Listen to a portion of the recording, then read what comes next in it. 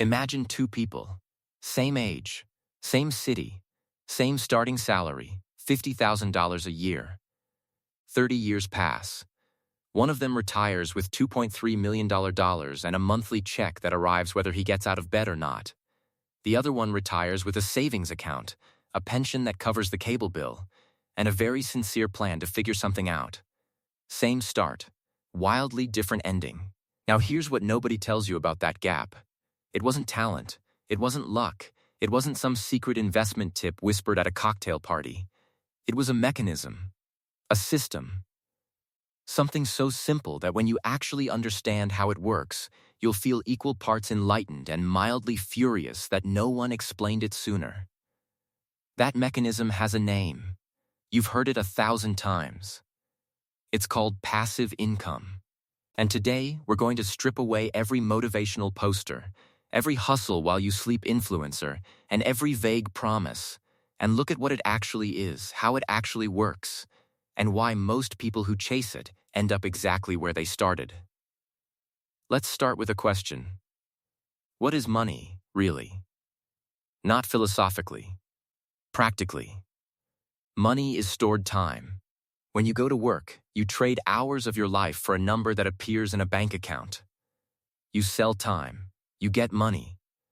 That's the deal almost every human being on Earth has accepted without much negotiation. Now here's the problem with that deal. You only have so many hours. Even if you work every waking moment, which, by the way, will absolutely destroy you, you hit a ceiling. There are 8,760 hours in a year. You can't manufacture more. You can't borrow them. You can't buy them back. So at some point, every person who has ever accumulated serious wealth has asked the same quiet, slightly dangerous question. What if I could make money without spending time? Not instead of working. Not as a replacement for skill or effort, but in addition to it.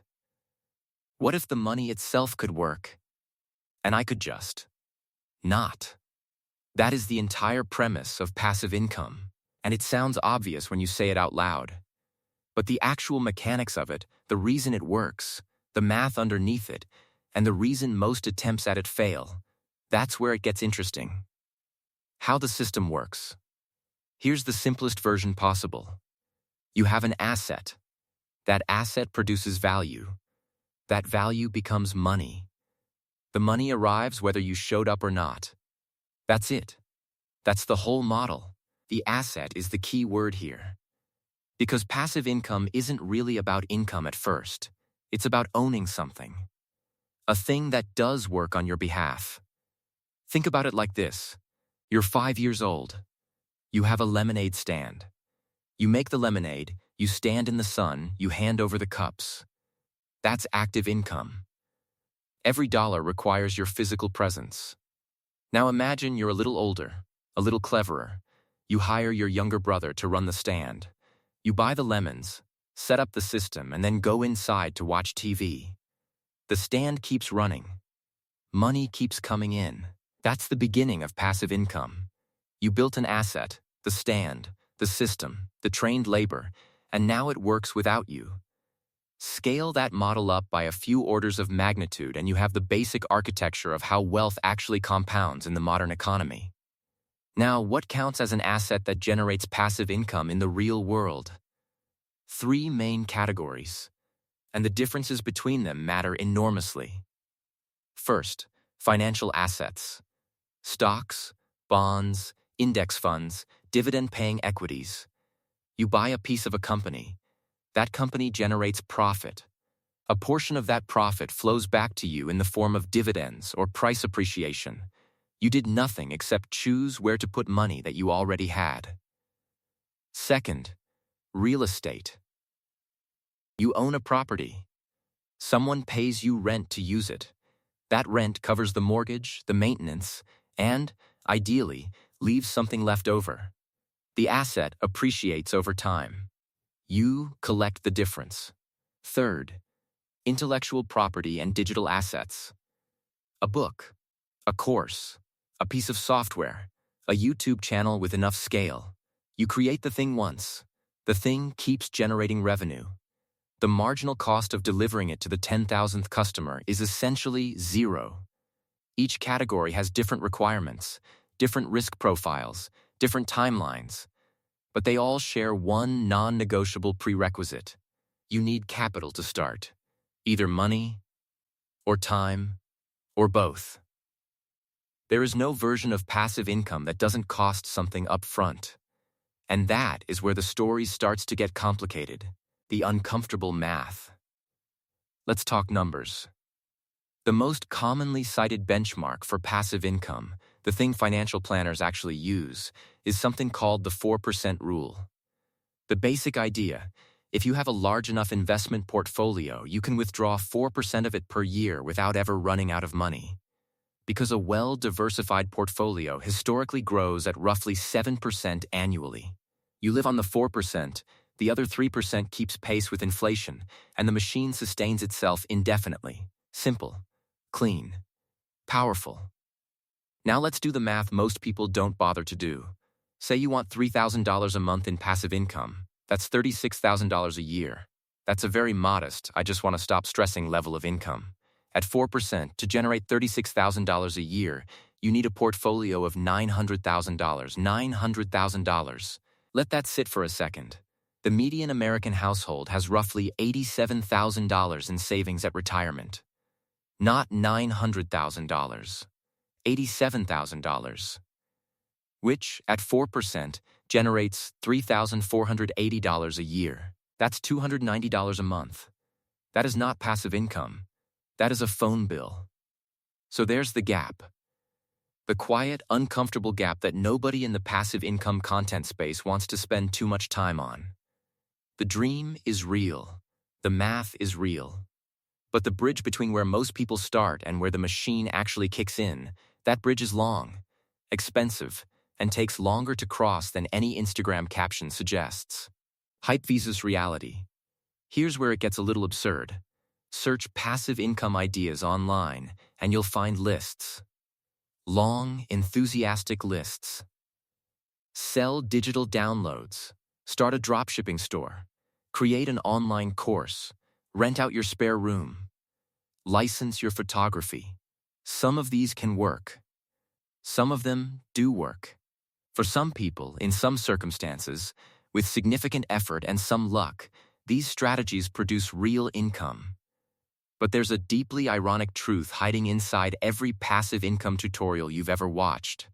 The most reliable passive income stream in the creator economy is teaching other people how to create passive income. Think about that. The guy selling the course on how to make money while you sleep. He's making money while you sleep by selling you a course while he sleeps.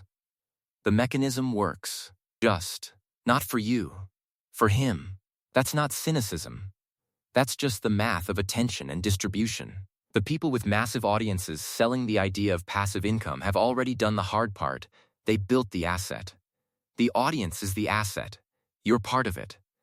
None of that means the underlying concept is fraudulent. It doesn't. Passive income is real. Compound interest is real. Dividend investing is real.